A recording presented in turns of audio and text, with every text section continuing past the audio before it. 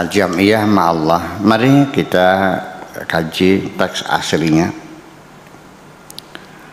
Yaqulullahu li'abdihi, Allah berkata kepada hambanya, idza ijtama'ta, ketika engkau berkumpul, bisiwaya, dengan selain aku, fatafarraqta majtamat atau fatafarraqta majtamata, maka engkau akan berpisah dengan apapun yang sudah engkau kumpulkan.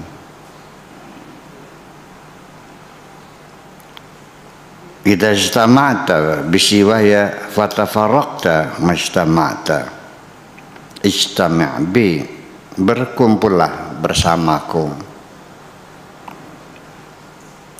Tajtami'u bimujtama'in kulli mujtama'in, engkau akan berkumpul dengan setiap perkumpulan.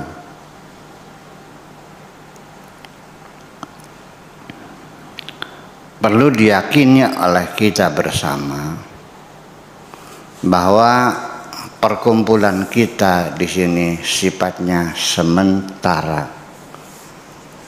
Ya, idza istama'ta bisiwaya tafarraqta, ya, majtama'at, maka engkau akan berpisah dengan apapun yang telah kau kumpulkan. Sekarang kita dengan Wamima TV berkumpul dengan keberkahan YouTube, ya, kita ngaji, kita kumpul bersama pagi sore siang malam bersama, bersukaria, ya, berbahagia bersama. Berapa? 35 dah. Iya, udah pulang duluan, baru kawin lagi. Jadi perkumpulan yang abadi adalah perkumpulan bersama Tuhan. Selain dengan Allah, semuanya akan berakhir dengan perpisahan juga. Kalau kita berkumpul dengan Allah, maka kita akan berkumpul dengan segala perkumpulan yang ada. Wa tastami'u bimustami'in kulli mustami'in. Wa tastami'u bimustami'in bikulli mustami'in bimustami'in kulli mustama'in, dan kau akan mendengar apapun yang bisa terdengar. Artinya kalau kita berjam'iyahnya bersama Allah, maka kita akan dapat mendengarkan informasi-informasi, bisa mendengarkan apapun yang bisa terdengar. Artinya sekalipun kita berjam'iyah di sini, kita berkomunikasi, kita berkeluh kesah, tidak semuanya yang diceritakan oleh teman-temanmu itu hanya sebagian kecil saja yang dia ceritakan kepadamu. Hanya 1/1000% berita tentang teman-teman kita. Buktinya Nana, dia darah tinggi, nggak pernah cerita kok sampai mati. Saya nggak tahu, betul nggak? Kok diem aja sih? Ya itulah. Pak Afkar kesulitan rumah tangganya pernah cerita sama saya, enggak kan? Iya, udah, ya udah, terima kasih lah, bagus begitulah, nggak usah cerita udah. Karena orang sendiri juga ketika akan memberitahukan kepada kita selektif. Kita akan berpikir ada manfaatnya enggak informasi yang saya sampaikan, ada untungnya enggak,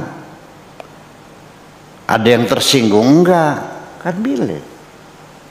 Atau asal ngomong aja gitu, masa bodoh, mau tersinggung silakan, mau itu ya enggak bisa dong. Orang yang berpikir logis kan mikir itu. Tapi kalau kita bertemu dengan Allah, berkumpul berjam'iyahan dengan Allah, maka kita mendapat informasi yang selengkapnya kok. Ya, karena apa? Ya Allah yang ngasih tahu. Iya, Allah yang ngasih tahu. Bahkan kadang-kadang secara logika banyak sekali kita dikasih tahu oleh Allah yang tidak mungkin orang itu bisa tahu.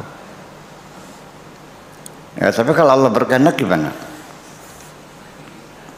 Iya, fatahwi siwaka fatukhbaru anhu.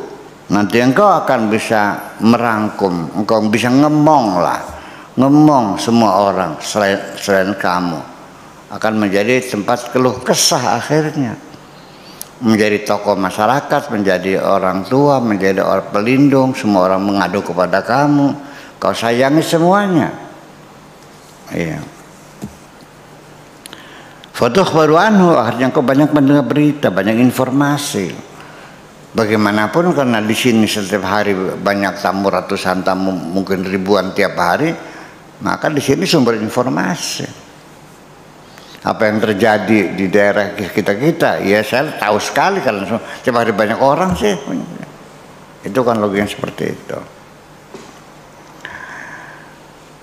Wala yuhwika siwaka, ya.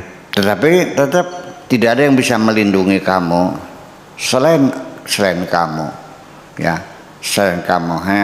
Hanya Tuhanmu yang bisa melindungi kamu. Fayukhtabaru anka, fayukhbiru anka, baru engkau akan diberitahu. Al-waqifu, orang yang berdiri, bersimpuh fi hadrati, di hadapan kehadiratanku. Orang yang berdiri atau bersimpuh di hadapan kehadiratanku, fi hadrati. La yaruquhu al-husnu, dia tidak akan merasa terkagum-kagum melihat keindahan apapun, melihat perempuan secantik apapun, enggak mungkin akan klepek-klepek kok. Melihat orang kaya seberapa banyak uangnya, ratusan triliun pun enggak, ora segu ora wahin, enggak gemetar kok, enggak kagum, enggak bangga. Ya udah. Oh, mobilnya berapa? Baby bandnya 30. Oh iya, mangga. Sawahnya 3.000 hektar, ya mangga terus semuanya. Apa saya harus hormat? Enggak ada urusan, ya udah aja.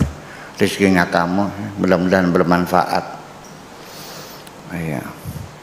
Lihat perempuan seberapa cantik menggoda, enggak bakal tergoda, enggak. Mangga aja. Silakan bersolak secangnya apa aja, ya. Nah itu. Jadi tidak akan mudah tergoda dengan segala keindahan. Wala yaru'uhu ar-rau'u, dan juga tidak mungkin akan rasa takut melihat apapun yang menyeramkan. Sekalipun pistol sudah ditodongkan di depan kepalanya, sok silakan aja, nggak bakal mati sama. Yang bisa mati Allah aja kok. Sok tembak. Nah, takut gitu dengerannya? Enggak. Ngeri enggak. Mundur enggak, sok. Di sini adalah merupakan artinya ketika orang sudah kenal Allah, sudah bisa bersimpuh di hadapan kehadiran Tuhan, ya sudah tidak akan tergoda dengan keindahan, tidak akan merasa takut melihat ancaman. Takut gitu, dikiranya takut nggak makan, enggak, sok diambil semuanya, silakan, enggak. Ambil semuanya, sampai sandal bodol dia ambil semuanya. Aku pasti makan kok. Aku tahu Tuhanku kok. Iya, memangnya takut. Itu. Ya, warahmat. Li'annahu yarzahir lal mazahir. Karena orang yang sudah bisa melihat Tuhan, bisa mengenal Tuhan, sudah bersimpuh di hadapan Tuhan, Dia sudah bisa melihat zahir, bukan madzahir. Dia bisa melihat yang benar-benar nyata, ya, bukan melihat kenyataan, bukan melihat fenomena, ya. Maksudnya apa?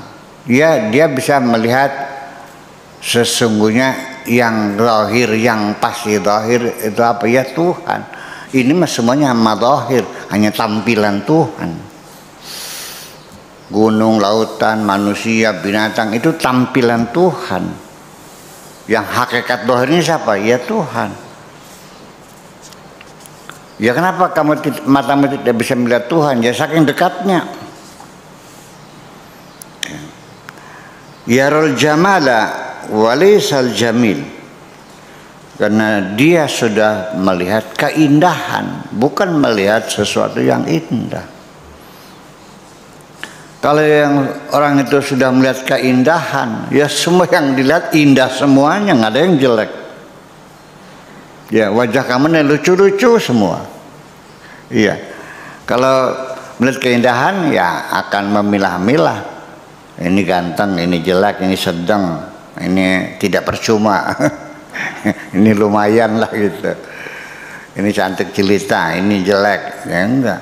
Kalau hati kita sudah melihat Tuhan yang maha indah, melihat keindahan, maka semuanya menjadi indah. Yarul mutlaqa lal muqayyada. Dia melihat mutlak, bukan melihat muqayyad. Melihat mutlak yang tidak terhingga, bukan yang terbatas. Yaral mujarrada walaysal muta'ayyan. Dia melihat yang mujarrad, bukan yang muta'ayyan. Melihat yang tidak terikat dengan apapun, yang tidak terbatas dengan apapun, yang mujarrad, yang tidak terbilang dengan hitungan apapun, yang tidak terikat dengan tempat dan waktu.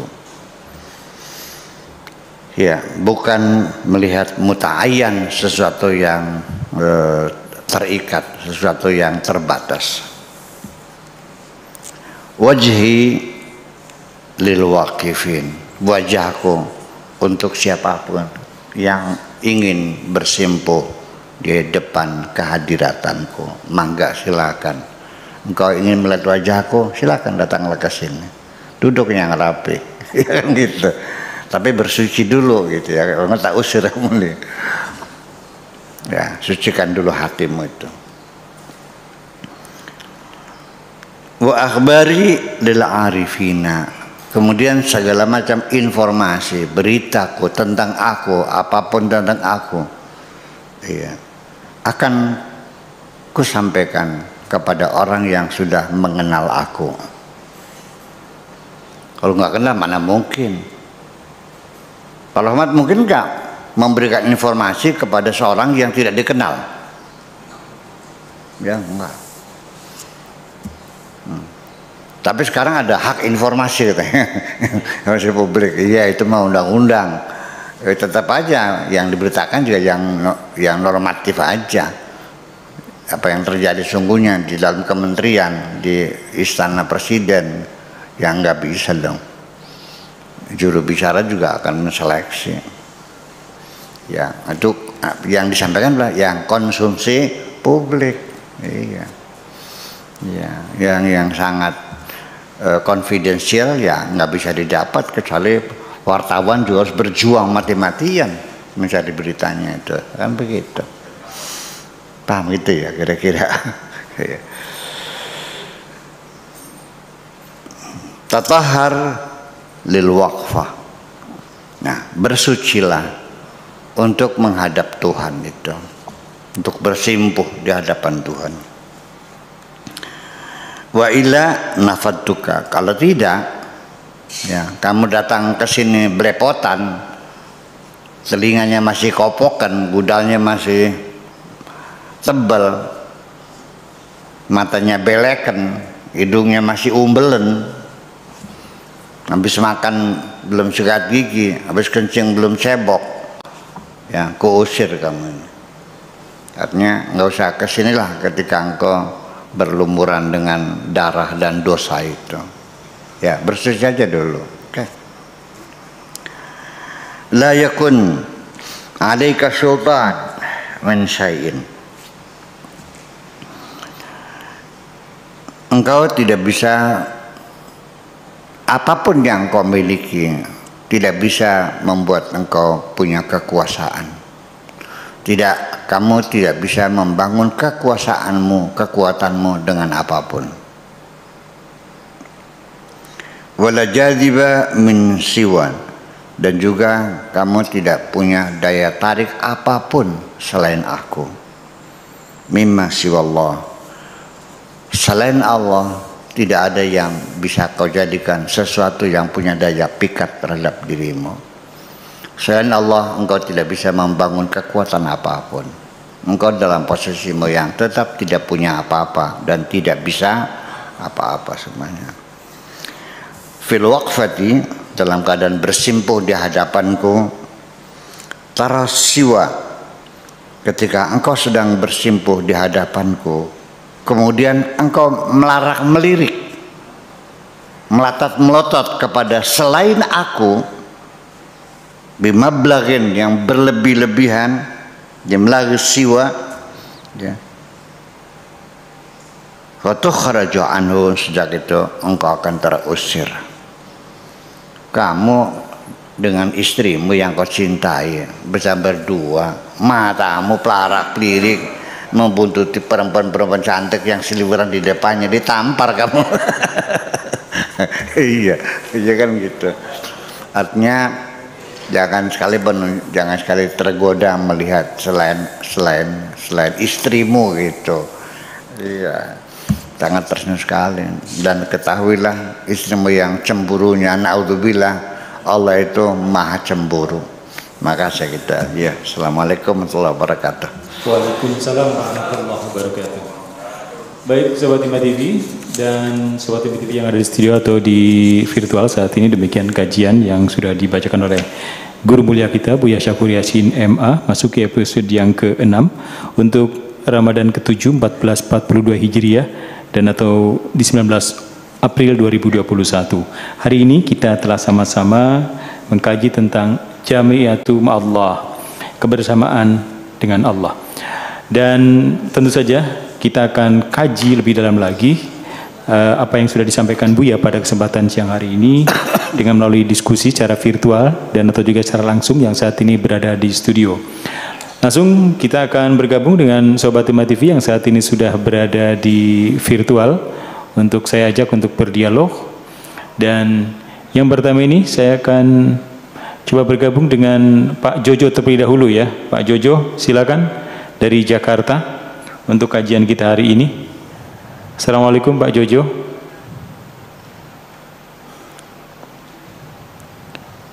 Sebentar, suaranya belum muncul Pak Jojo.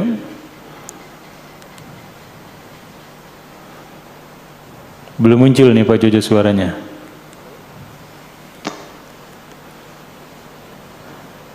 Halo Pak Jojo. Gimana? Oke, sekarang bisa muncul. Silakan Pak Jojo untuk beberapa hal yang mau disampaikan ke Buya dari diskusi atau bahasan pada kesempatan siang hari ini. Silakan Pak Jojo. Baik, terima kasih Pak Akar. Assalamualaikum Buya Syakur. Waalaikumsalam warahmatullahi. Assalamualaikum buat teman-teman virtual yang hadir. Saya cukup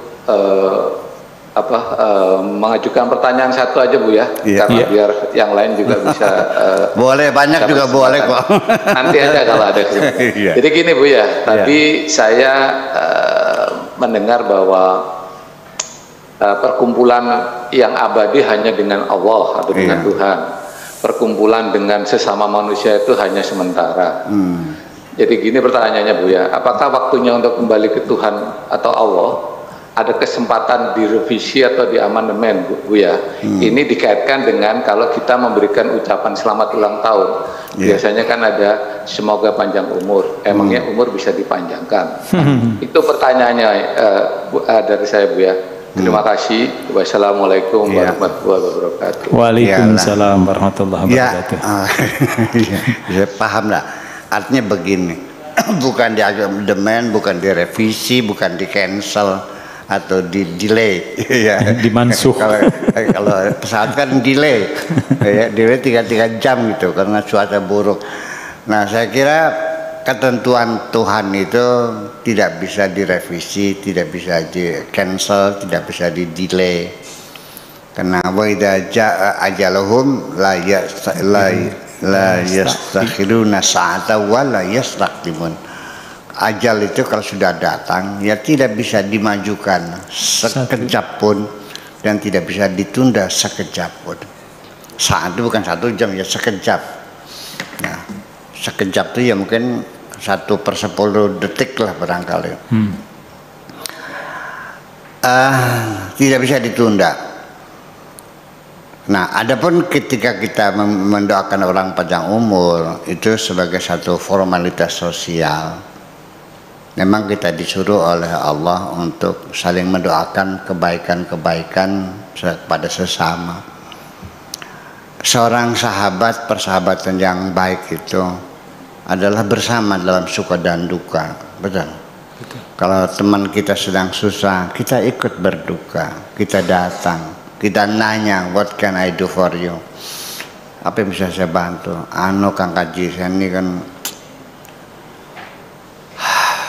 biaya sekolah lagi kurang. Oh berapa? 2 juta ya, silakan. Pinjam enggak pinjam lagi. Ya, dia senang, kita juga datang. Bayangkan seorang yang bersahabat, Pak Jojo.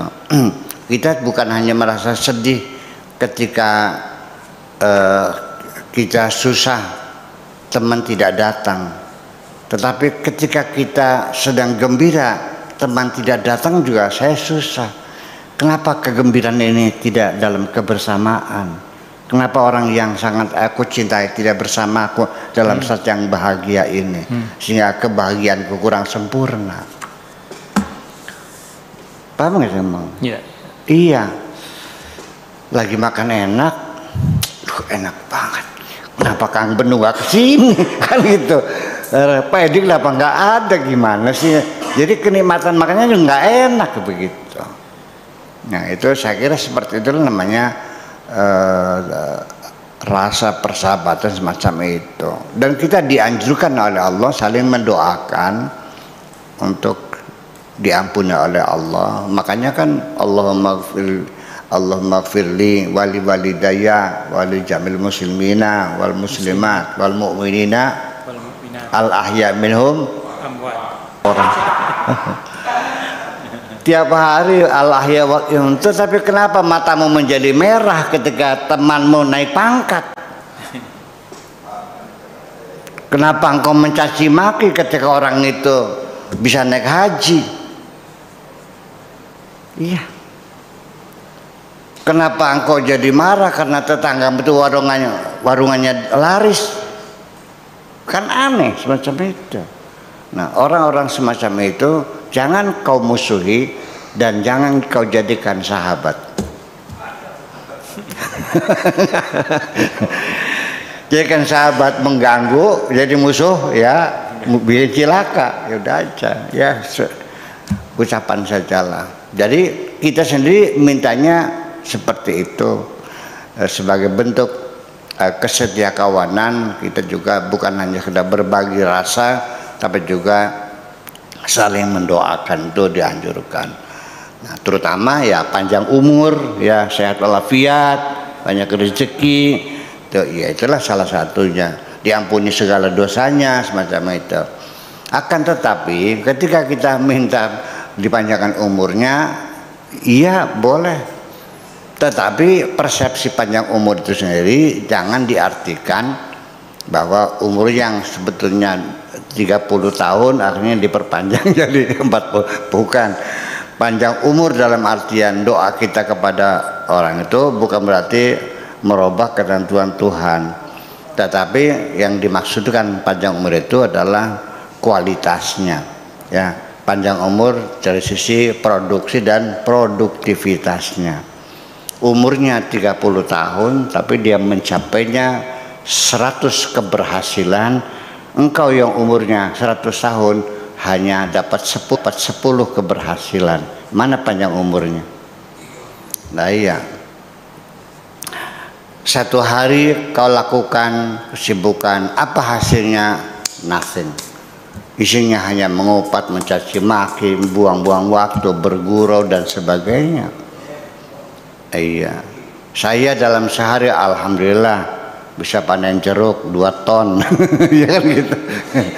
Bisa menyantuni anak yatim 50, bisa ngaji di 2 tempat.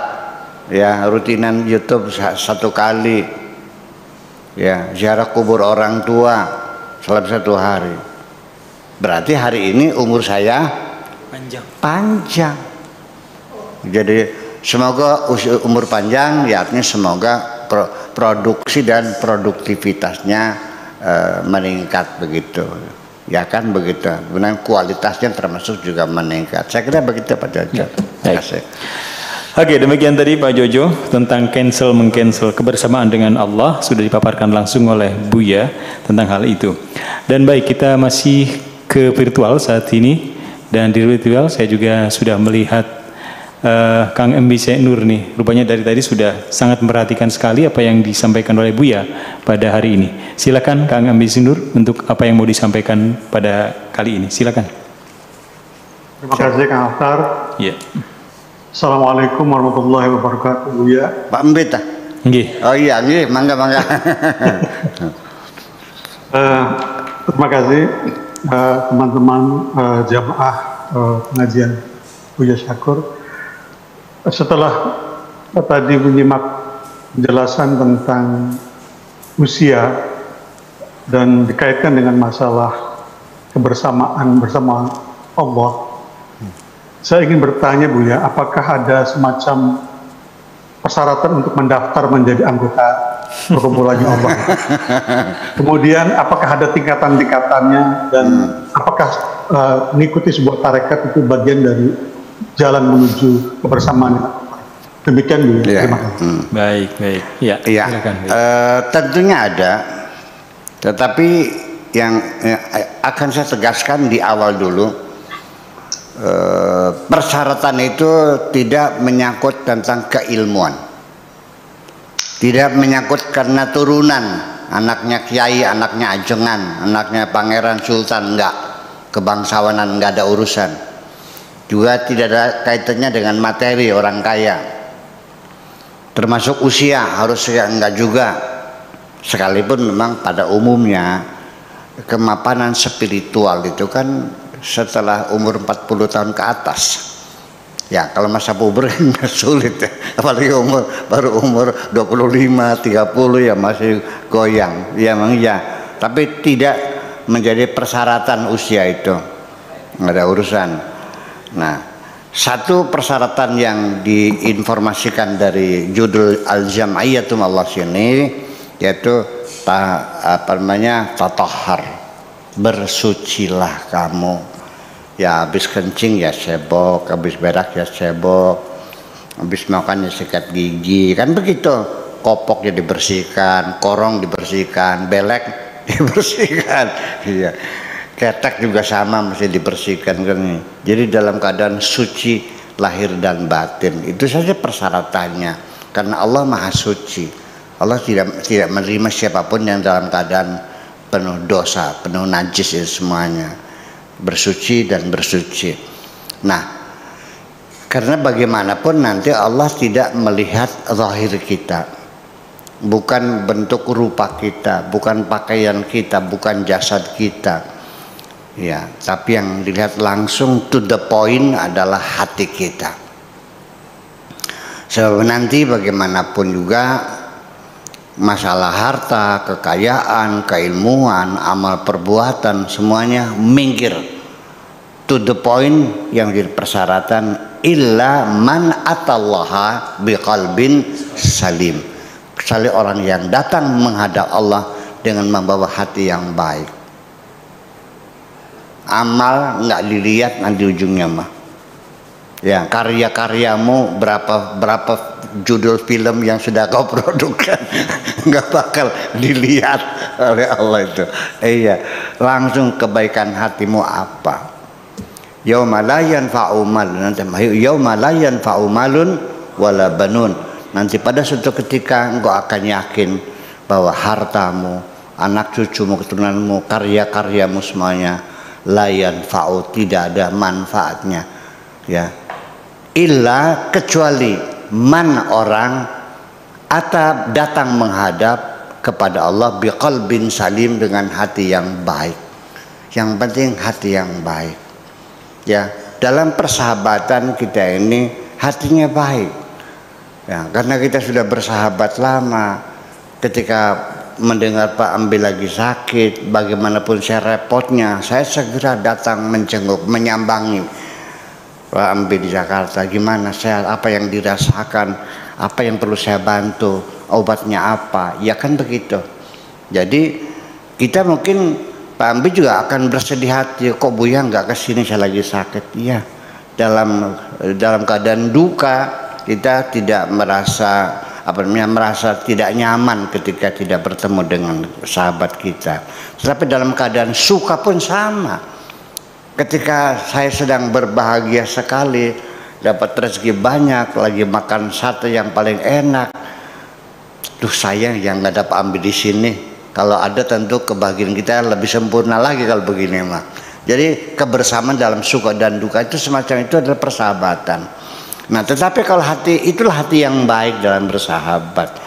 Nah, ketika kita ini merasa terganggu perasaannya ketika melihat teman saya naik pangkat sehingga menjadi atasan saya, itu kasut namanya. Ada warung tangannya, warungnya laris kok jadi marah, hubungannya apa? Kadang-kadang dagangannya beda. Kamu dagangannya beras, dia dagangan daging. Yang dagang daging laris, hubungannya apa kamu marah? Beras daging sama enggak? Kok jadi tersinggung ada orang laris? Kecuali kalau dianya dagang beras juga, masuk akal lah. Gara-gara ini dagangannya lain kok. Itu terjadi di masyarakat sehari-hari. Pokoknya, nah itu kenapa? Karena orang hasud itu adalah orang yang tidak punya cita-cita, tidak punya keinginan yang ingin dicapai. Dia setiap hari bekerja keras menggagalkan cita-cita orang lain kok. Nah, orang semacam itu jangan orang semacam itu jangan berharap bisa bertemu dengan Allah kok. Bahwa orang yang hatinya hasud, percayalah tidak akan bisa ditemui oleh Allah. Dan orang yang hasud hidupnya tidak pernah merasakan kebahagiaan sama sekali. Dia dalam kemarahan dan kemarahan. Jadi orang yang hatinya baik itu orang senang ikut senang, orang susah ikut susah. Kalau bisa menolong orang, kalau tidak ya jangan nyakitin orang dong. Itu aja kok kebaikan hati kita ini. Kalau hati kita sudah baik, kita nggak usah ingin bertemu Allah, nggak usah ikut jamah sama Allah, akan kesedot, akan ketarik sendiri kok. Iya, akan ada yang menjemput, betul. Nah, yaitu siapa? Nah, cirinya orang yang hatinya baik, namanya disebut dengan nafsul mutmainnah, jiwanya damai. Saya kira itu saja syaratnya. Yuk kita belajar bagaimana kita mencapai tingkatan nafsul mutmainnah. Itu saja ya, terima kasih. Ya. Baik, terima kasih Kang Embi. Beberapa pertanyaan sudah dijawab oleh Buya dengan penjelasan tadi. Dan kemudian saya juga masih ke virtual kembali. Untuk kali ini saya akan mencoba untuk keluar dari tanah air. Nampaknya tadi juga ada yang dari luar tanah air ya. Dari Austria dulu nih, di Austria. Ini di hari ke-7. Di sana masih pagi nampaknya di Austria. Teh Lita, Assalamualaikum Teh. Waalaikumsalam. Iya, silakan Teh. Barangkali ada yang mau disampaikan ke Buya. Silakan Teh Lita. Ya. Assalamualaikum warahmatullahi wabarakatuh. Waalaikumsalam warahmatullahi wabarakatuh. Haji Buya Syakur serta yang lainnya yang secara virtual ataupun yang di tempat ya. Ini Buya Syakur, saya ingin tanyakan itu. Apakah kebersamaan kita dengan Allah itu hanya sebatas kita ketika sedang beribadah. Tadi juga dikatakan oleh Buya yang bersuci, yang mempunyai apa namanya tuh untuk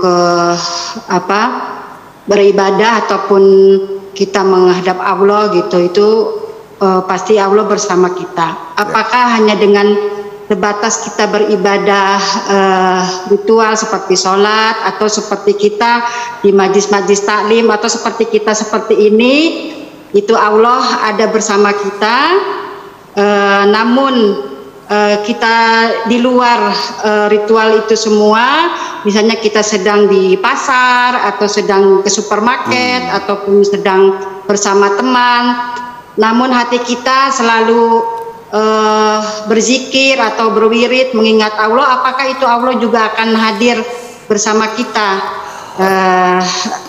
Apa namanya itu? Kehadiran Allah itu ada di setiap kita, meskipun kita di luar ibadah kitanya itu, Pak Kiai. Ya. Itu saja yang saya ingin tanyakan, Pak Kiai Haji. Iya. Baik. Terima kasih Teh. Terima kasih. Iya. Waalaikumsalam. Ya, silakan, Tidak Bu, ya. ada jaminan bahwa kita semakin rajin melakukan seremoni-seremoni, ibadah-ibadah ritual, berzikir, sholat malam dan sebagainya, akan membawa kita kepada kebersamaan dengan Allah. Saya melihat sendiri kok bahwa ritual-ritual yang dilakukan di tengah-tengah masyarakat, saya melihat tidak berkualitas kok. Iya. Secara syariatnya saja, umpamanya Allah mengatakan ketika kamu sholat, bacaannya jangan terlalu keras, jangan terlalu pelan. Ya, wala tajar bi sholatika wala tukhafit biha wabtaghi baina dzalika sabila. Jangan pelan sekali, jangan keras sekali. Pakai speaker lagi ya. Bismillahirrahmanirrahim. Kok kedengaran tuh tetangga? Memangnya Allah budeg? Itu sudah melanggar. Kita puasa disuruh siam, nawaitu sauma. Ya, kutiba alaikumus siamu. Suruh siam, tapi kitanya niatnya saum. Kata Allahnya wa atimus siyama ilal laili, sempurnakanlah puasa itu sampai malam, sampai langit sudah gelap gulita. Ternyata begitu Allahu Akbar langsung mundalan korma, namanya takjil. Itu ya banyak sekali. Iya kan? Di samping sendiri juga begitu Allahu Akbar sholat.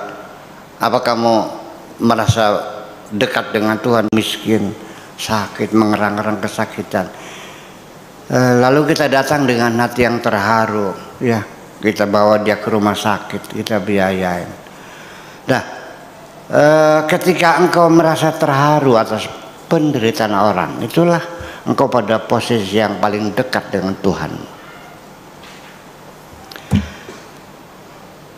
Jadi artinya bahwa tidak mesti ritual, bahkan saya mendekati ibadah sosial, berbuat kebaikan kepada sesama, itu lebih efektif mendekatkan diri kita kepada Tuhan, karena real yang menderitanya di hadapan kita. Yang sedang dapat rezeki itu teman kita, bisa kita lihat, Allah Pak Rahmat sudah bisa beli mobil, baby bandnya, ya Allah bukan main. Ikut sana saya pegang-pegang lampunya, ini berapa? Ini Buya saya beli 3 miliar, ya Allah hebat, mudah-mudahan bisa bermanfaat. Saya ikut berbahagia. Ketika saya ikut berbahagia atas kebahagiaanmu, saya juga merasa dekat dengan Tuhan. Kalau saya dendam melihat Anda bahagia, saya jahat namanya. Ketika Anda lagi susah kemudian saya tidak peduli, juga saya jahat. Nah, Sekalipun saya tidak menolong, tapi karena dananya nggak ada, tapi hanya saya bersedih hati, saya baik kok. Mau nolong nggak bisa, sama-sama melaratnya. Iya, paling-paling yang ngubungin PD gak ada artos tuh, 2 juta, sok nganjuk lah deh. Iya, ya, nanti Paramat itu sakit. Iya, jaminannya apa? Nggak ada, ini deh HP saja jaminannya. Ya, saya jaminkan gitu kan. Itu kan kebaikan. Bayangkan. Jadi artinya mendekatkan diri satu dengan kebaikan sosial. Dengan tidak menyepelekan ritual ya. Saya tidak menyepelekan ya. Bisa juga, tapi kan yang berkualitas. Kebanyakan orang sholat berkualitas enggak sih?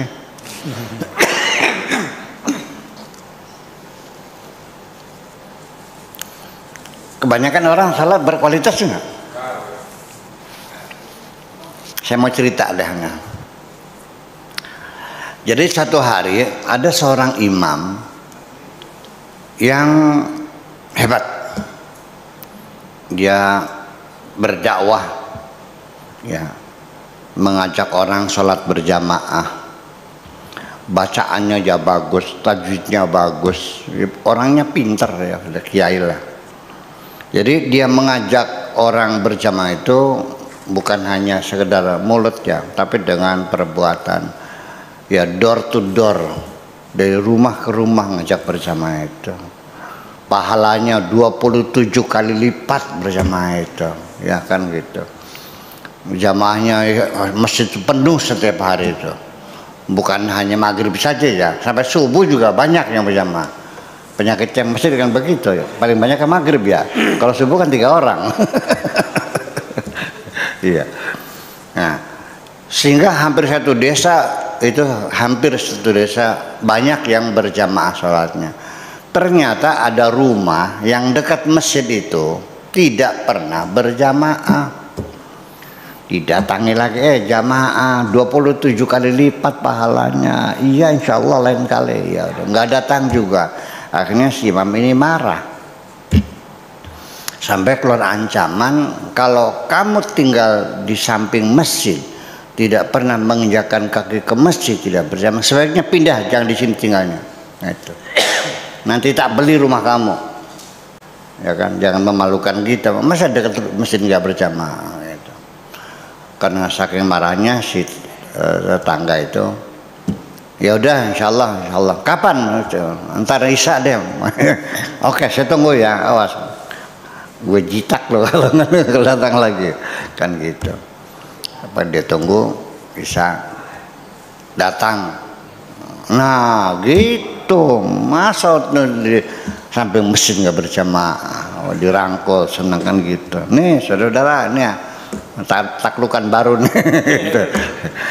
Iya. Nah ternyata ketika sedang sholat Isya, sedang baca Fatihah, si imam itu sampai waladhdallin, yang lain bilangnya amin.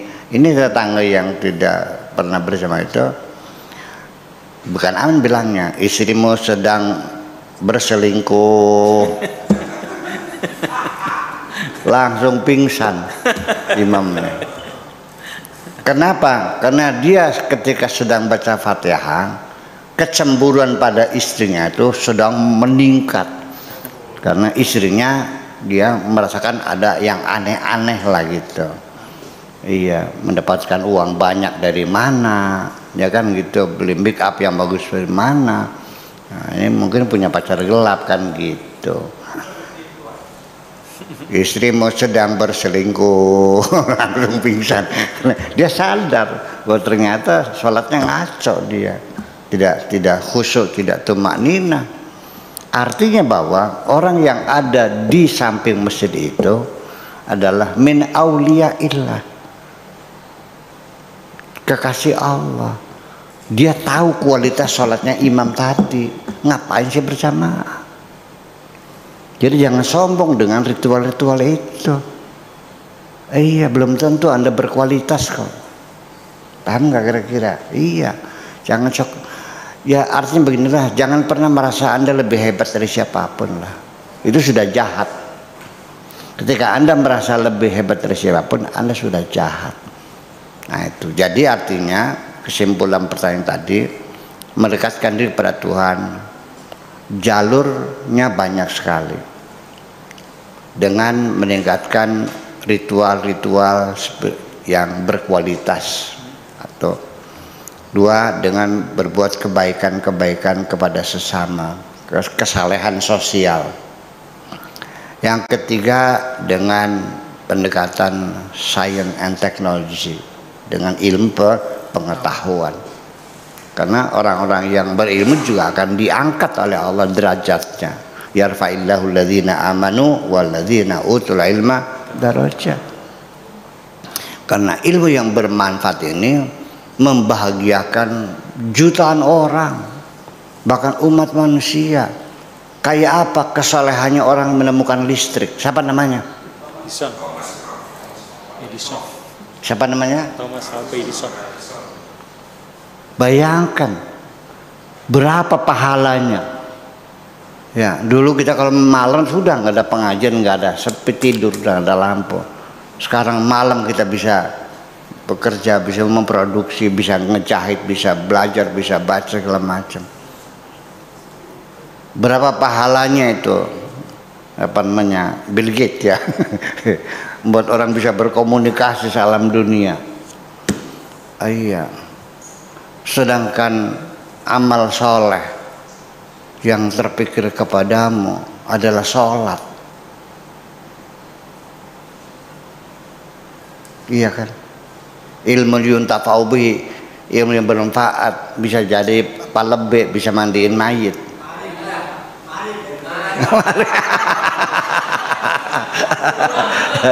Jangan tersinggung nih. Iya, itu juga bermanfaat. Tapi kan levelnya kan sedesa, ya kan sedesa.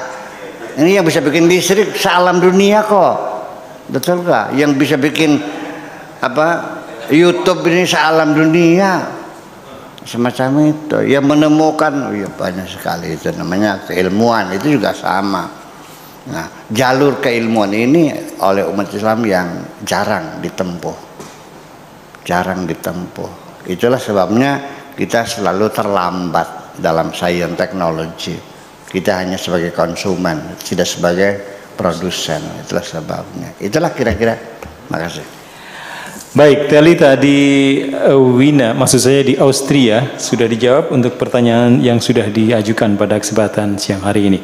Baik, sebelum ke peserta yang ada di studio, saya masih kembali ke virtual, dan kali ini saya mencoba bergabung juga masih dari luar tanah air ya, dari Jerman. Ada Ibu Judis Coni. Assalamualaikum, Bu Judis. Waalaikumsalam Mas Afkar, selamat ketemu lagi. Kemarin kok nggak ada. Oh iya. Giliran. Oh giliran ya. Buya, assalamualaikum semuanya. Assalamualaikum. Waalaikumsalam. Buya, ini ada yang sedikit. Saya hari ini senang sekali nih bersamaan dengan Allah. Itu karena saya selama ini kan sering ikut ngaji. Tapi ngaji ini kan masih berupa knowledge ya, Bu ya. Jadi sebenarnya kalau tidak kita lakukan, jadi saya cuma tahu aja. Harus melepaskan, tadi Bu ya sampaikan harus bersih. Itu termasuk dengan kita melepaskan semua kemelekatan kita ya Bu ya. Nah itu saya tahu persis harus melepaskan dengan materi, dengan anak, dengan orang-orang yang kita cintai yang sifatnya duniawi. Tapi pada kenyataannya gitu, itu tidak semudah itu ya Bu ya. Untuk saya melepaskan kemelekatan saya pada anak, saya tahu anak saya ada yang menjaga Allah gitu. Tapi lah kemarin contoh nyatanya gitu, anak saya mau melahirkan, itu rasanya saya tahu oh Allah ada yang menjaga deh gitu. Tapi itu geremet di sini, kemudian ketakutannya kayak apa itu tetap ada gitu kan Bu ya. Apalagi dia sebetulnya harusnya 2 minggu ke depan, ini kecepetan gitu. Itu masih ada di saya rasa seperti saya ngerasa apa saya masih keraguan saya sama Allah kok masih seperti ini ya. Padahal saya ngaji, saya belajar dan saya tahu. Tapi ternyata saya menyadari, oh ini buat saya hanya knowledge. Saya belum menjadikan diri saya seperti yang seharusnya saya melepaskan ini semua.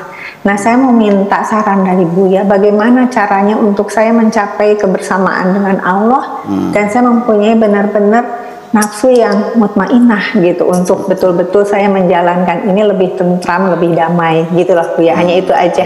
Terima kasih Buya, terima kasih Mas Afgan. Iya, terima kasih Ibu Yudis Joni. Silahkan Buya.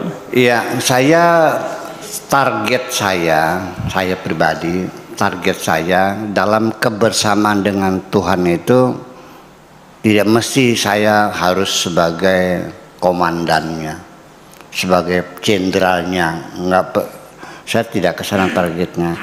Yang penting asal kita bisa bergabung lah dengan orang-orang yang soleh itu. Makanya kan doa saya mengatakan wa adkhilni birahmatika fi ibadika salihin. Gabungkanlah aku dalam kebersamaan dengan orang-orang yang soleh. Gak mesti saya jadi jenderalnya. Ya, yang penting asal ikut terbawa lah. Jadi kopranya gimana? Nggak apa-apa, Pak. Nggak apa-apa jadi kopra juga. Barangkali terlalu tinggi jadi kopra. Udahlah jadi caper aja lah. Apa? Caper tuh? Calon prajurit ya gitu, strip 1 lah aja gitu, ya nggak apa-apa. Barangkali masih terlalu tinggi jadi hansip gimana? Ya udah nggak apa-apa lah, yang penting asal terbawa aja. Masih terlalu tinggi juga, ya udah jadi kudanya aja deh, nggak apa-apa deh. Iya, mau jadi kudanya, mangga yang penting asal terbawa. Barangkali kuda masih berstatus juga, ya jadi tapal kudanya lah. Apa sepatu kuda tuh dari besi tuh, keracak namanya, keracak ya, ya keracak itu tapal kuda biasa itu sebagai simbol di mobil-mobil di Eropa kan sebagai apa namanya, keracak kuda itu. Jadi keracaknya nggak apa-apa, yang penting asal terbawa. Saya tidak mentargetkan posisi jabatan, bukan, yang penting asal terbawa. Saya ingin mengikuti Nabi saya, ya nggak usah persis harus tegap, derap langkahnya, enggak, asal arahnya sajalah. Kalau Nabi Muhammadnya jalannya tegap, kalau saya masih sempoyongan nggak ada masalah. Yang penting saya arahnya sama ke baratnya. Ya, beliau dengan tegap, langkah yang derap, yang teratur, saya hanya sempoyongan, ya udah yang penting asal arahnya sama. Jadi saya tidak meminta posisi jabatan kedudukan yang penting asal terbawa. Maka demikian pula ketika kita berbuat kebaikan-kebaikan kepada sesama, ya tadi intikan dengan anak keluarga, ya memang ada standar syariat juga. Memang keluarga dekat ini menjadi standar, harus mendapat skala prioritas. Ya, sebelum menolong orang lain, ya nolong istri dulu dong. Ya kan gitu, nolong anak dulu, mitoha dulu, ya mertua dulu, orang tua dulu, kemudian tetangga terdekat. Saudara mah saudara tapi jauh kok, gimana ya, tangga yang dekat dulu, yang dekat dengan diri kita. Itu dalam firman Tuhannya, qu anfusakum wa ahlikum nara. Ya, jagalah dirimu dan keluargamu. Wa ahlikum, ya, bukan wa ahalakum. Ini saya kecewa tuh, ada di YouTube yang sudah betul Pak Dudung Abdullah itu, Pangdam Jaya tuh, ya kan, ngedalil qu anfusakum wa ahlikum, disalahin wa ahlakum. Nongol lagi qu anfusakum wa ahlikum, terus lep hilang lagi, muncul lagi orang yang menegurnya wa ahlakum, wa ahlakum. Kan gimana lagi, wa ahlikum bukan wa ahlakum, karena qu anfusakum dia nggak baca Qurannya. Dikiranya wa harfu atfin mata kepada anfusakum, jadi wa ahlakum dengannya begitu. Pernah lihat gak itu? Pernah lihat ya? Ya iya, kan memalukan itu. Orang bener disalahin, iya kamu yang salah malah isunya itu. Nah itu, kalau saya mah pingsan kalau saya itu. Tapi ya saya sebelum saya pingsan, saya sudah berusaha untuk tidak menyalah-nyalahkan siapapun. Nah, jadi begitu Bu Judis, bahwa yang penting kita mulai sajalah dengan satu langkah saja dulu kebaikan hati kita ini. Ya kita mulai. Jadi jangan beralasan saya nggak bisa dermawan karena hidup saya pas-pasan. Kamu bisa dermawan dengan apa yang kau miliki. Belajarlah dermawan sekarang sebelum engkau kaya. Belum tentu setelah kaya engkau dermawan. Betul nggak? Semakin kaya semakin medit kok. Iya. Semakin rakus. Sekarang bisa nggak sodako 1 juta? Ya tegaduh 1 juta mah. Ya udah dah 500 ribu boro-boro. 100 ribu nggak bisa. 50 ribu nggak punya. Punya berapa? 1000 punya nggak? Ya punya, silakan 1000 aja dulu sodako. Mulai 1000 dulu. Iya. Kalau bisa, nggak ada 500 perak. Jadi sekecil apapun kita mempelajari diri untuk dermawan dengan kemampuan kita. Sampai tidak bisa 1000 pun nggak ada. Ya sudahlah, kalau nggak ada, nyumbang tenaga bisa nggak? Tuh di dekat rumah kamu ada orang lagi bikin musola, ikut nggak ngaduk? Bisa, ya bisalah. Tapi nggak tiap hari, paling hari Jumat lah. Ya udah, habis Jumat kamu datang bawa cangkul ikut ngaduk. Sudah kamu sedekah tenaga. Lalu ada lagi, aduh pakai tenaga saya udah popos, umur saya udah 80 tahun, mana mungkin saya nyangkul. Ya udah kalau nggak bisa tenaga, ya cobalah dengan suaranya kan enak. Sok selawatan, bawa seser. Pinggir jalan, Allahumma sholli, dapat duit juga. Suaranya nggak enak, ya minimal dengan doa lah, doakan mereka supaya masjid ini cepat jadi, bisa bermanfaatkan begitu. Jadi tidak ada alasan aku tidak bisa berbuat baik kan. Karena bagaimanapun kebaikan itu juga akan ditentukan oleh kemampuan kita.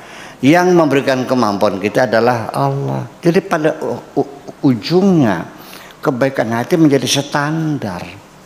Kan bukan karena kemampuan, karena yang menentukan kemampuan Allah juga. Tapi kebaikan hati itulah yang ditunggu oleh Allah Subhanahu wa Ta'ala. Saya kira mungkin yang berjudi begitu aja lah, kira-kira nggak usah pusing mikirin bagaimana apa yang bisa lakukan gitu. Maksudnya selama ini kan Ibu Judis, apa yang diketahui tentang kebersamaan Allah itu hanya baru berupa knowledge-nya saja. Tapi kemudian aplikasinya susah banget gitu. Okay. Baik, terima kasih Ibu Judis. Dan seperti yang saya janjikan tadi bahwa sekarang kita ke studio, dan silakan yang di studio akan memberikan pertanyaan pada kesempatan siang hari ini. Silakan. Ya. Ada? Ya.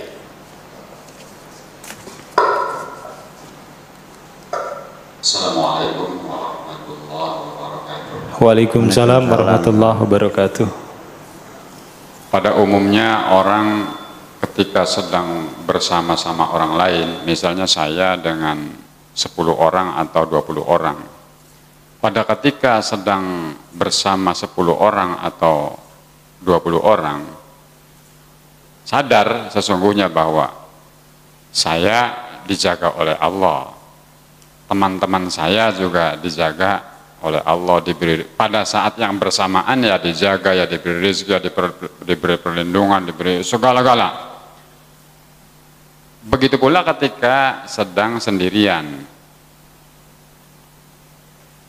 pada saat bersama dengan orang lain, ia dijaga oleh Allah, diberi rezeki oleh Allah, diberi perlindungan oleh Allah. Begitu pula ketika sedang sendirian.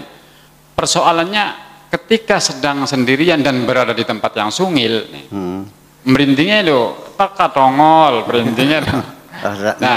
Bulu ramanya meremang. Iya, meremang. Padahal tadinya ketika sadar maunya sih, maunya sadar. Iya aja. Angger bae tongol gini. Nah, itu ya, bagaimana bisa seperti itu gitu loh. Padahal sadar nih. Demikian, terima kasih. Iya. Iya, Mang Im, pertanyaannya bagus sekali. Saya menjawabnya yang agak sulit. memang pada akhirnya atau hakikatnya kebersamaan dengan Allah itu adalah kesadaran kita. Sebab hakikatnya kita sadar atau tidak sadar bahwa kita selalu bersama dengan Allah. Di dalam surat Al-Kahfi itu diinformasikan, wa ma min najwa thalathatin illa huwa rabi'uhum. Tidak ada satu perkumpulan yang terdiri dari 3 orang kecuali nyatanya berempat. Yang keempat adalah Tuhanmu. Wa ma min arba'atin illa huwa khamisuhum. Wa ma min khamsatin illa huwa sadisuhum. Ketika ada orang berkumpul 4 orang, tidak 4 orang tetapi 5, yang kelima adalah Tuhanmu. Ketika engkau berkumpul 5 orang, tidak, kamu berenam, yang keenam adalah Tuhanmu. Jadi hakikatnya kita selalu bersama Allah, engkau sadar atau tidak sadar. Jadi yang dimaksudkan kita ingin bersama Allah sebetulnya adalah bukan kebersamaannya, tetapi kesadaran kita bahwa kita selalu bersama Allah. Itu yang dipersoalkan. Ya bagaimana? Ya jadi lagunya Ebit kan bagus, tapi ada satu dia bilang itu terserah yang di sana. Terserah yang di memang Tuhan di sana atau di sini? Kalau Allah selalu bersama kita, berarti di sana apa di sini? Jadi terserah yang di sini. Nanti kalau bilang yang di sini nanti dibunuh lagi. Saksi jenar ya lebih sulit ya. Jadi kita kadang-kadang para sufi itu kadang-kadang yang bikin repot tuh para fuqaha akhirnya. Para ahli hukum tuh yang bikin repot nih. Iya, dalil aja, perang dalil. Iya. Iyalah, ya seperti itulah kira-kira. Ya, saya juga masih saja dimusuhi aja sama para ahli fikih itu. Sampai tentang sholat Jumat dipertanyakan. Ya udahlah. Jadi artinya begini.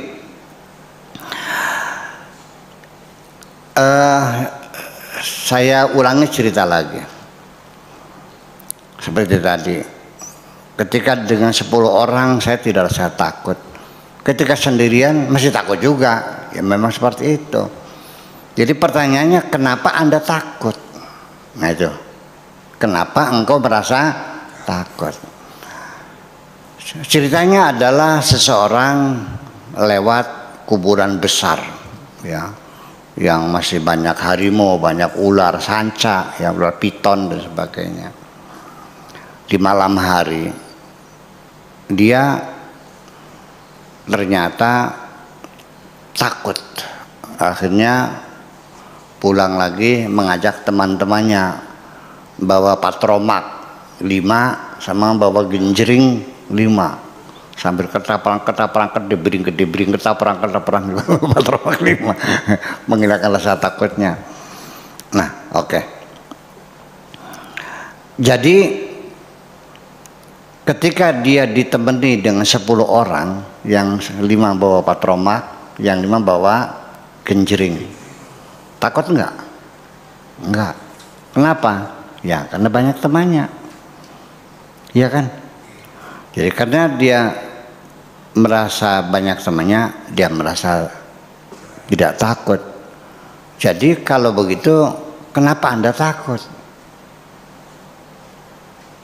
Ketika tidak ada temannya, dia takut. Ketika ada teman, banyak temannya, dia tidak takut. Berarti dari mana munculnya rasa takut itu? Yaitu dari kamu merasa sendirian. Ketika engkau merasa sendirian, engkau merasa takut.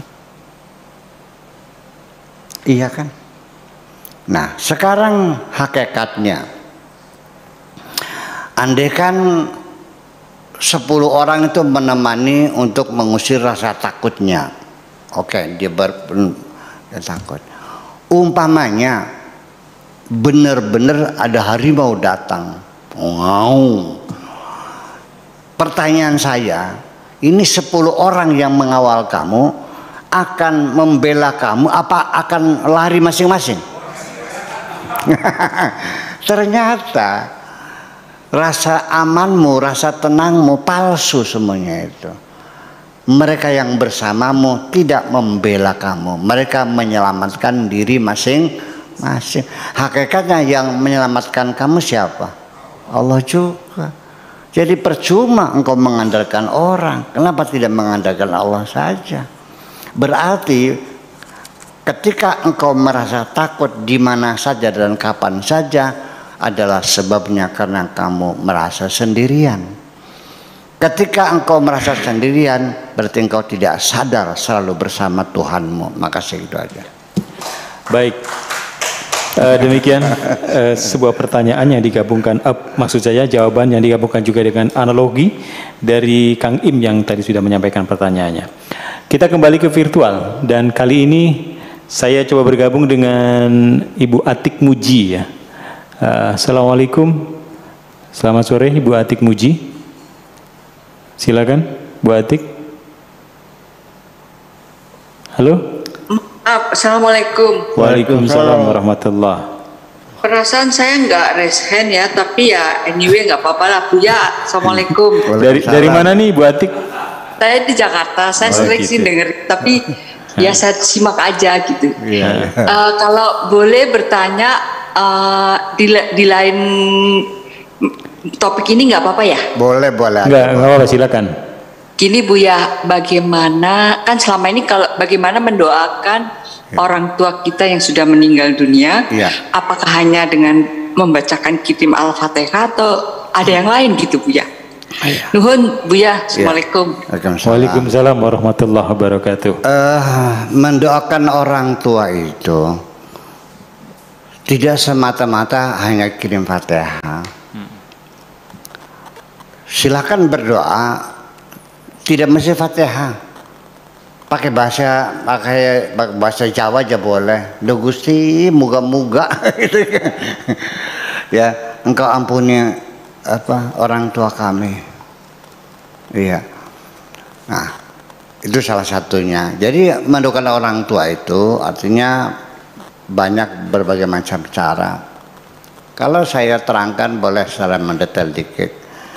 Ketika orang tua itu meninggal dunia, ternyata dia punya persangkutan utang. Ada orang nagih, Bu, ini bapakmu punya utang sama saya. Pak Edi cerita kemarin cerita ada orang nagih utang udah meninggal tuh. Ya Pak Edi cerita ya. Nagih utang tuh, ya. Udah meninggal, ada orang lagi utang 40 juta siapa? Maman. Ya. Meninggal, ada kwitansinya. Nah, mendoakan orang tua itu termasuk kalau dia punya persangkutan hutang dan bisa dibuktikan dengan berupa kwitansi, ada saksi, kan, data segel, ada materainya. Ya kan begitu? Atau ada 4 orang saksi, 2 orang saksi menyatakan betul, ya tolong dilunasi dong.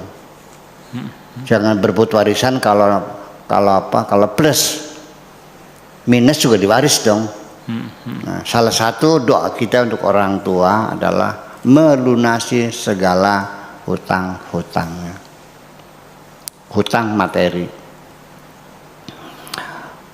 termasuk hutang jasa. Juga memintakan maaf kepada orang yang pernah disakiti oleh orang tua kami. Pak Afkar, saya datang atas nama keluarga besar. Mohon maaf apabila ada kesalahan orang tua kami. Maafkanlah dia. Kalau Pak Afkar rasanya sakit hatinya terlalu dalam, saya bayar berapa biayanya? 10 juta, oke, 10 juta nih. Maafin ya. Kok mahal banget sih? Ya sakitnya juga luar biasa. Saya dipermalukan di orang banyak kok, di orang umum. Saya lagi khotbah ditarik di atas mimbar hanya karena bacaan saya salah. Oh iya, ya udah deh. Sampai saya stroke begini nih. Iya kan. Apalagi wasiat-wasiatnya diselesaikan dulu dong. Bohong anak-anak mereka orang tua, mendoakan orang tuanya. Ternyata warisannya nggak bener kok. Ya, itu realita. Dan saya tiap hari itu menangani masalah bagi waris macam itu. Sampai mulut saya berbusa-busa. Udah 15 tahun nggak dibagi-bagi. Saya bilang kamu tega banget sih. Ini kan harta kan rezekinya orang tuamu. Orang tuamu digantung di sana. Warisannya nggak selesai. Kamu tega orang tua digantung di sana? Ya, tapi kan ya tapi banyak tapinya gitu. Hanya saja nyongan karonnya ke apa? Hatingane. Ngerokayane. Nah, itu. Ya ternyata tega kok. Iya. Orang tua belum dikubur juga anak-anaknya sudah berebut nyongkelin lemari, rebutan sertifikat kok. Bohong doamu itu. Buktikan dengan kebaikan hatimu itu. Iya kan begitu. Wasiatnya, hutangnya, mungkin dia kejahatan, dia minta maaf pada orang lain dan sebagainya. Iya kan. Adapun doa kirim Fatihah itu mau formalitas. Iya. Apa kalau orang tidak kirim Fatihah berarti tidak mendoakan? Nah, termasuk salah satu mendoakan orang tua. Cobalah harta warisan yang kita dapatkan orang tua itu, cobalah disisakan untuk kebaikan-kebaikan. Ya, kasihkan uangnya untuk nyumbang orang bikin jembatan. Dengan jembatan yang kita bangun itu, petani yang tadinya jual padi harganya 300, setelah bikin jembatan ternyata laku 400.000 per kintal. Kan tengkulak juga kan nggak muter jalannya. Lu kan dihitung 300 satu kintal, ya kan jalannya muter sih. Setelah ada jembatan menjadi 400, berarti meningkatkan kemakmuran juga. Bikin WC umum, bikin madrasah, bikin masjid, apa saja kebaikan-kebaikan. Disisakan dari harta warisan itu diwakafkan untuk orang tua kami. Seperti itu. Itu real. Tapi kenapa itu jarang? Ya karena masalahnya ngeluarin duit. Kalau kirim Fatihah kan nggak ngeluarin duit persoalannya, gratis murah meriah. Begitulah kira-kira. Baik, ya demikian Ibu Atik, barangkali beberapa hal yang bisa diterima secara logis apa yang disampaikan Buya tentang bagaimana mendoakan orang tua. Kita masih menyisakan waktu kurang lebih 15 menit ke depan dan saya rasa masih kita buka sesi satu lagi pertanyaan dan kali ini saya mencoba bergabung dengan Pak Julius Agus. Kelihatannya kalau sudah live sudah raise hand ini. Silakan untuk Pak Julius Agus. Assalamualaikum warahmatullahi wabarakatuh, Buya. Waalaikumsalam warahmatullahi wabarakatuh. Pak Afkar, sehat ya, Buya, sehat? Ya, alhamdulillah. Baik, setelah saya simak sangat bagus sekali ceramah kita, topiknya hari ini bahwa untuk menjadi ataupun bersatu dengan Allah, jamiatul komunitasnya Allah, kita harus bersuci, ya kan? Syaratnya harus bersuci, tingkatkan ibadah kita, pendekatan sains dan teknologi, lalu ibadah sosial yang efektif, ya kan Pak? Iya. Nah, ini betul sekali Buya, itu saya setuju sekali dan jarang, belum pernah saya dengar ini. Namun ada ininya Buya. Ini kaitannya dengan cetak biru, blueprint. yang awalnya kita waktu diciptakan itu kan kita sudah ada blueprintnya dari Allah ya kan, DNA kita itu. Nah ini hubungannya apa? Apakah kita bisa merubah apa tadi ini kan nanti kan semuanya ini muaranya kan takdir ya. Nah ini hubungannya bagaimana Buya? Itu aja Buya. Mohon maaf kalau saya masih kurang pengetahuannya. Assalamualaikum warahmatullahi wabarakatuh. Waalaikumsalam warahmatullahi wabarakatuh.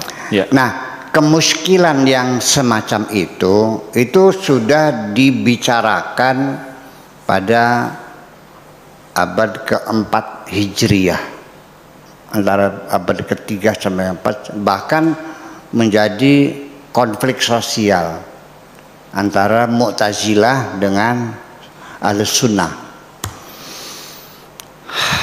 Karena Mu'tazilah menolak adanya blueprint dalam DNA itu, deoksiribonukleik acid itu nggak ada. Artinya bahwa keputusan-keputusan Tuhan sudah ditetapkan terlebih dahulu sebelum manusia itu lahir ke bumi. Ketika masih berupa DNA orang tua, gitu. Apalagi sekarang sudah ada cloning ya, DNA masukkan dalam inti sel. Ya, DNA itu kan bisa diambil dari kuku bisa, tulang bisa, rambut bisa, darah bisa. Ya, DNA itu deoksiribonukleik acid dimasukkan dalam inti sel, terjadi aseksual, ya. Jadi memproduksi tidak lewat hubungan seksual. Kalau bayi tabung mah ovum dan sperma di pembuahannya dalam tabung, setelah pembuahan baru dimasukkan dalam kalau cloning mah tidak. Nah, di situ dalam DNA itu sebagai satu blueprint manusia diciptakan sudah terkonfirmasi dalam bentuk ketetapan Tuhan. Artinya bisa diketahui warna kulitnya, bentuk rambutnya, keriting lurusnya, bulu matanya, kelaminnya, jenis darahnya, itu artinya bermiliar-miliar informasi. Mungkin kalau dicetak pakai mesin tik ukuran font itu ukuran berapa? 8 lah ya, atau kalau 11 lah ya, yang 11 font 11 itu bisa 1 juta eksemplar, bisa 1 juta lembar. Bayangkan dengan font 11 ya, artinya luar biasa. Sehingga dan itu ada garis turunannya, termasuk di dalamnya nasib kaya dan miskinnya, pinter dan bodohnya, kan ada otaknya, itu bakatnya, seniman, hobinya apa, sudah ada semuanya itu. Dan tidak bisa dibohongi. Kiswinar itu betul anaknya Mario Teguh. Setelah tes DNA, kenapa nggak dari dulu ya? Kenapa dari dulu? Nah, kan? Kenapa bisa ketahui ada bakat-bakat segala macam. Sekalipun bentuk wajahnya tidak sama ya, tapi DNA membuktikan. Nah, lalu jadi bagaimana gitu? Kata orang Mu'tazilah pada abad keempat Hijriah, di mana keadilan Tuhan? Nah, ini mungkin kan situ pertanyaannya kan. Kalau orang sudah ditentukan kafirnya, ditentukan masuk nerakanya, ditentukan bodohnya, ditentukan cacatnya, ditentukan semuanya, lalu untuk apa Allah menyuruh kita beriman? Untuk apa Allah menyuruh kita berusaha, bekerja keras kalau kita sudah tentukan bakal jadi miskin? Atas dasar itulah maka Mu'tazilah menolak teori qada dan qadar. Iya, dalam Mu'tazilah nggak ada qada-qadar, namanya manusia yang menentukan. Rasanya kan begitu. Itu kaum rasionalis kan gitu. Nah, kelompok yang Jabariyah ya semacam itu, bahwa artinya semua manusia itu semua ditentukan oleh Allah, lahirnya, rezekinya, matinya, penyakitnya, cerdasnya, semuanya itu sudah ditentukan oleh Allah. Jadi hanya siap menjalani saja. Fatalis ya, kelompok fatalis. Kalau ahli sunnah wal jamaah ada teori qada mubram dan qada ghairu mubram. Ada yang permanen, ada yang non permanen. Nah, jadi Allah juga akan melihat perkembangan selanjutnya. Gitu. Ahli sunnah wal jamaah depend on gitu. Allah sudah menetapkan Pak Rahmat miskin, udah katanya. Tetapi karena bekerjanya rajin, berinovasi terus menerus, belajar siang dan malam, bikin mebeler, langganan majalah furniture ya kan gitu, model-model course segala macam, terus bereksperimen, memberikan kepuasan pada pelanggan sehingga merasa puas, sehingga makin besar sampai akhirnya punya perusahaan mebeler terbesar di Indonesia, ya kan? Nah kenapa kok jadi kaya? Ya karena melihat rajinnya, pekerjaannya, kejujurannya, ya kan, banting tulangnya, peras keringatnya, akhirnya disetip, dihapus. Tadi mikirnya kaya gitu. Itu kode mubram dan khairu mubram. Nah, yang mubram itu yang tidak bisa dirubah, matinya tanggal sekian bulan ini tahun ini, la yastaqdimuna sa'ata wala yastakhirun, tidak bisa diajukan ya mati. Itu penyakitnya ini ya, tetapkan penyakitnya semua. Nanti tanggal sekian motornya jatuh di cadang pinggang gitu ya, sambil lututnya keseleo, ya tidak bisa dihindari, ya udah terima kasih ya Allah, itu semacam itu. Itulah variasi berbagai pendapat semacam itu. Akan tetapi saya ingin mengatakan, ketika Anda jatuh miskin lalu Anda meyakini ini ketentuan Tuhan, aku miskin, sayangnya dari mana kamu tahunya? Iya kan? Dari mana tahunya?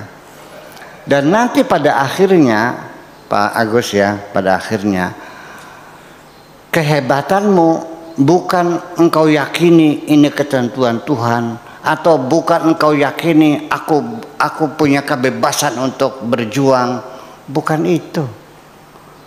Bahwa orang percaya kepada takdir itu sendiri maknanya adalah untuk menghindari dirimu supaya tidak berputus asa. Ketika engkau berhasil, engkau akan bersyukur kepada Allah. Tetapi engkau ketika gagal, engkau siap menerima kenyataan, ya sudahlah barangkali belum waktunya. Betapa indahnya orang yang meyakini qada dan qadar, hidupnya selalu nyaman. Ketika berhasil dia tidak lupa diri, ketika gagal dia tidak gantung diri. Terima kasih. Baik, demikian untuk sebuah penjelasan panjang dari blueprint yang disampaikan tadi oleh Pak Julius Agus di Jakarta. Dan Sobat Tema TV, nampaknya tadi Pak Julius Agus merupakan penanya terakhir pada diskusi kita pada siang hari ini, di hari yang ke-7 Ramadan 1442 Hijriah, atau di diskusi yang episode ke-6. Oleh karena itu, sekarang kita masuk pada sesi yang terakhir, yakni sesi closing statement. Dan kepada Buya, kami persilahkan. Oke. Oh iya, bentar lagi. Oke. Dalam closing statement ini kita masih nyambung dengan pertanyaan Pak Agus tadi sebagai closing, bahwa argumentasi yang dipergunakan oleh kelompok Mu'tazilah atau golongan rasionalis itu sangat logis sekali, sangat masuk akal sekali, karena itu premis-premisnya disusun begitu rapih sehingga konklusinya sangat rasional. Begini mereka membangun argumentasi: apabila nasib manusia sudah ditentukan sebelum lahir ke dunia, kafirnya, berimannya, kayanya, miskinnya, penyakitnya dan sebagainya sudah ditentukan oleh Allah melalui blueprint yang disebut oleh deoksiribonukleik acid oleh Pak Agus tadi, adalah seperti ini. Di manakah adanya keadilan Tuhan? Apabila tangan kita diikat, artinya sudah ada blueprintnya. Kaki kita diikat, lalu kita dilemparkan ke tengah lautan, apalah artinya perintah Tuhan kepada kita, jangan tenggelam. Artinya ketika Tuhan memerintahkan kita, ya tolong lepaskan belenggu saya dong supaya saya bisa berenang. Kalau semuanya sudah ditentukan, engkau bakal jadi orang kafir, apa artinya engkau menyuruh aku harus beriman? Apa artinya engkau menyuruh aku harus belajar, tapi engkau telah menentukan sebelum itu aku orang bakal jadi orang bodoh. Jadi di balik perintah apapun harus ada kebebasan kita untuk berbuat dan memilih. Hebat gak logikanya? Jelas, betul nggak? Iya, itu logika. Makanya logika itu konklusi yang dibangun oleh Mu'tazilah itu, kaum rasionalis, memang betul, masuk akal sekali. Tetapi coba mari Pak Agus kita lihat realita di lapangan. Saya ditampilkan gambar Pak Agusnya biar kelihatan supaya saya closing statementnya lebih mantap lagi. Saya namanya Abdul Syakur Yasin lengkapnya. Jujur, itu bukan pilihan saya. Ya, kalau boleh milih, saya akan milih namanya Abraham Lincoln. Yang mau dinamai itu bapak ibu saya. Boro-boro saya ditawarin dulu mau namanya apa, enggak kok. Bahkan sebelum saya lahir, ibu bapak saya sudah merencanakan. Ketika saya sedang usia yang 4 bulan dalam perut ibu, bapak ibu sudah sepakat nanti kalau lahir namanya Abdul Syakur saja katanya kan. Melibatkan saya enggak? Enggak, itu realita satu. Saya terlahir di desa Kertasmaya, di pasar, ya, Bapak Simpang, rumahnya orang Tionghoa itu. Bapak saya di penjara karena masalah itu apa DI dulu tuh. Kemudian juga ibunya dagang gula. Saya terlahir di pasar Kertasmaya, bukan pilihan saya kok. Saya lahirnya dari perutnya Ibu Haji Jenab. Apa saya pernah ngisi daftar formulir kehadiran di bumi ini? Mau lahir di mana, tanggal berapa, ibunya? Enggak kan? Demi Allah saya tidak pernah mengisi formulir itu kok. Iya, kalau boleh milih, saya akan milih keluar dari perutnya Ibu Tin Soeharto. Enak kan? Langsung begitu besar punya pabrik mobil. Ini kan saya harus merangkak. Tapi itu pun saya syukuri alhamdulillah bahwa keluarga ibu saya cukup berada ya, tidak terlalu miskin banget sih ya, punya sawah sehingga saya bisa belajar dan sebagainya. Hari Sabtu pilihan siapa? Allah. Pagi hari pilihan siapa? Tanggal 2 bulan Februari pilihan siapa? Penyakit saya sekarang darah tinggi, apa memang saya milih darah tinggi? Ini baru beberapa bulan ini baru saya sehat sampai 73 tahun, saya tidak pernah sakit apapun, baru sekarang saya merasa saya darah tinggi. Itu pun bukan keinginan saya. Lalu sampai nanti saya pun ketika saya harus pulang mati, saya tidak boleh memilih jalan kematian saya. Agama saya mengatakan tidak boleh memilih jalan kematian. Serahkan kepada Tuhanmu dengan cara apapun, dan tugasmu hanya boleh mengatakan siap, sami'na wa ata'na ghufranaka rabbana wa ilaikal masir. Siap, kami laksanakan apapun yang perintahmu ya. Yang penting apabila salah mohon maaf, karena bagaimanapun aku pasti kembali kepadamu. Artinya kalau Allah menentukan mati lu karena darah tinggi, stroke, siap nggak? Siap nggak? Tabrak mobil? Ketembak? Tenggelam? Terbakar? Kejatuhan runtuhan gedung? Siap nggak? Saya tidak boleh pergi ke pasar beli tambang sendiri, nggak boleh. Saya tidak boleh itu pinjam pistol teman lalu saya tembak, nggak boleh. Atau nggak boleh, kita serahkan. Itu realita di lapangan seperti itu. Logika Mu'tazilah memang logis betul. Ya, saya juga mengajar ilmu logika tahun 68 di IAIN dulu, 69 lah. Saya ngajar ilmu logika, pengantar filsafat Yunani kuno dulu, ya. Logika bukan main. Premis-premisnya bagus sekali, konklusinya itu sangat kuat sekali. Bahwa kalau Tuhan merintahkan berarti harus diberi kebebasan. Tapi realita di lapangan ternyata di mana kebebasan saya? Bahkan ketika memanage kehidupan saya, mengelola kehidupan saya secara biologis, saya tidak dilibatkan bagaimana mendegupkan jantung saya kok. Saya tidak dilibatkan memutar darah di dalam tubuh saya. Saya tidak mampu membersihkan pembuluh-pembuluh darah saya yang menyempit ini kok. Semuanya di luar kemampuan saya. Di mana kehebatan wahai manusia? Kita bicara realita, bukan dengan teori. Begitu kira-kira bagus.